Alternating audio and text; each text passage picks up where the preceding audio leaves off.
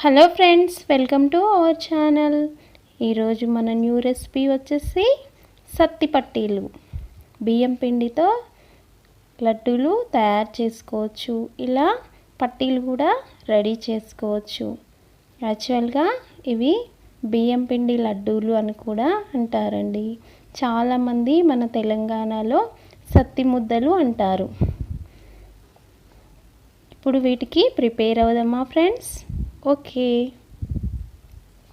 ఇప్పుడు వీటికి కావాల్సిన ఇంగ్రీడియంట్స్: 1 కప్ రైస్, 1 కప్ బెల్లం, 1/2 కప్ పల్లీలు, కొన్ని డ్రై ఫ్రూట్స్, 1/2 కప్ నెయ్యి.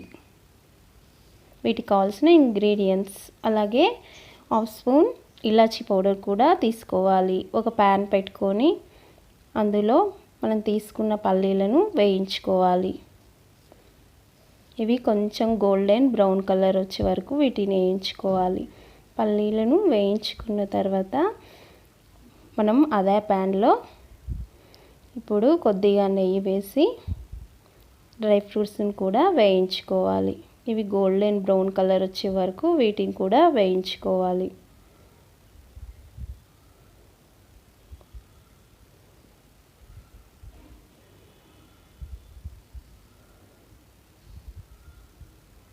ఇప్పుడు వీటిని కూడా వేయించుకున్నాం కదండి, తీసి పక్కన పెట్టుకొని ఒక ప్యాన్ పెట్టుకొని అందులో 1 కప్ రైస్ వేసి వాటిని బాగా గోల్డెన్ బ్రౌన్ కలర్ వచ్చే వరకు వేయించుకోవాలి. ఇవి వేగడానికి 10 నిమిషాల టైం పడుతుందండి. లో ఫ్లేమ్లోనే వీటిని వేయించుకోవాలి. హై ఫ్లేమ్లో పెట్టుకుంటే మాడిపోతాయి. గోల్డెన్ బ్రౌన్ కలర్లోకి వచ్చేసాయి. ఇప్పుడు వీటిని కూడా తీసేసుకొని 10 నిమిషాల పాటు చల్లారబెట్టుకున్న తర్వాత ఒక మిక్సీ జార్లోకి తీసుకొని వీటిని గ్రైండ్ చేసుకోవాలి.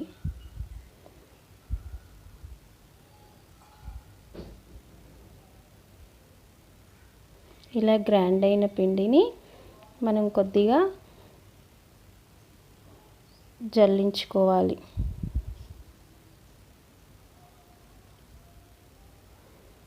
ఎక్సెస్ పిండినంతా తీసేసుకోవాలి.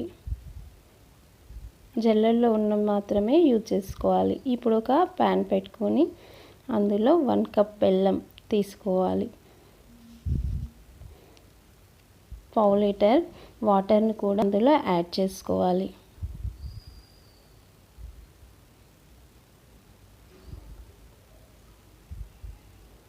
బెల్లంని బాగా కరిగించుకోవాలి. ఇది తీగ పాకం వచ్చే వరకు దీన్ని బాగా మరగపెట్టుకోవాలి.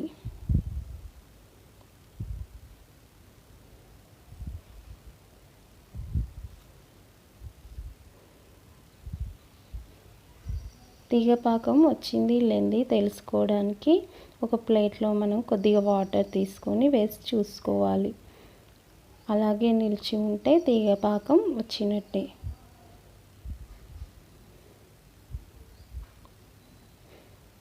ఇప్పుడు మళ్ళీ ట్రై చేసి చూద్దాం.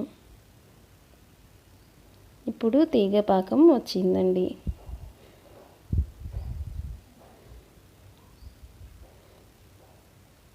ఇప్పుడు ఇందులో మనం రెడీ చేసుకున్న రవ్వను దీంట్లో వేసుకోవాలి. వేసుకొని దీన్ని బాగా కలుపుకోవాలి. బెల్లం పాకంలో మిక్స్ అయ్యేలా మొత్తం కలుపుకోవాలి.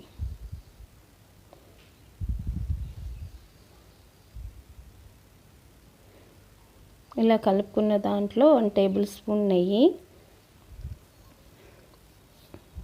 1/2 కప్ పల్లీలు పీసెస్ చేసి వేసుకున్నామండి. ఇందులో కొద్దిగా ఇలాచీ పౌడర్, మనం నెయ్యిలో వేయించుకున్న డ్రై ఫ్రూట్స్ని కూడా యాడ్ చేసుకోవాలి. వీటిని కూడా మొత్తం మిక్స్ అయ్యేలాగా బాగా కలుపుకోవాలి.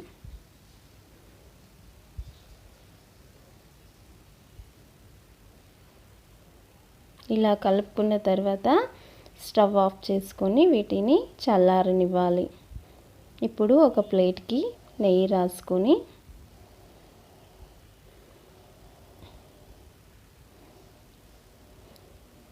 మనం తయారు చేసుకున్న దాన్ని అందులో వేసుకోవాలి.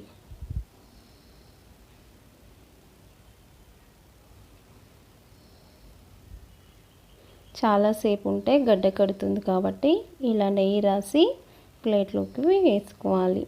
మొత్తం ఈవెన్గా స్ప్రెడ్ చేసుకోవాలి. ఇలా చేసుకున్న తర్వాత దాన్ని కట్ చేసుకోవాలి. మనకి ఇష్టం వచ్చిన షేప్లో వాటిని కట్ చేసుకోవచ్చు. ఇక్కడ నేను స్క్వేర్ షేప్లో కట్ చేశాను. సత్తి పట్టీలు రెడీ అయిపోయాయండి. వీటిని మీరు కూడా ట్రై చేసి చూడండి. చాలా టేస్టీగా ఉంటాయండి, క్రిస్పీగా కూడా ఉంటాయి. మీ పిల్లలు కూడా వీటిని చాలా బాగా ఇష్టపడతారు. ఈ వీడియో కనుక మీకు నచ్చినట్లయితే లైక్ చేయండి, షేర్ చేయండి. మరిన్ని వీడియోల కోసం మా ఛానల్ను సబ్స్క్రైబ్ చేసుకోండి.